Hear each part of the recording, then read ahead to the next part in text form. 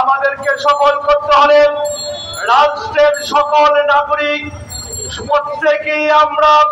প্রত্যেকেই সহযোগিতা করতে হবে। রাষ্ট্রকে সংস্কার করতে হবে, রাষ্ট্রকে ব্যর্থ হতে দেওয়া যাবে না।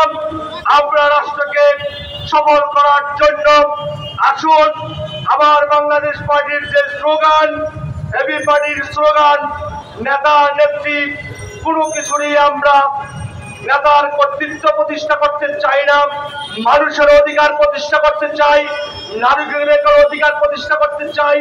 কোন নির্যাতন হবে প্রত্যেক সাথে সাথে আমরা তার প্রতিবাদ করতে চাই। সেজন্য সাম্য, মানবিক মর্যাদা, সামাজিক সুবিচার প্রতিষ্ঠা করার জন্য ঢাকা সহ সারা বাংলাদেশের মানুষকে এবি পার্টির পতাকা তলে ঐক্যবদ্ধ হয়ে একটি সুশাসন ভিত্তিক, একটি ইনসাফ ভিত্তিক রাষ্ট্র প্রতিষ্ঠা করার জন্য সবাইকে উদাত্ত আহ্বান জানিয়ে আমার বক্তব্য শেষ করছি। আমার বাংলাদেশ জিন্দাবাদ, বাংলাদেশ জিন্দাবাদ।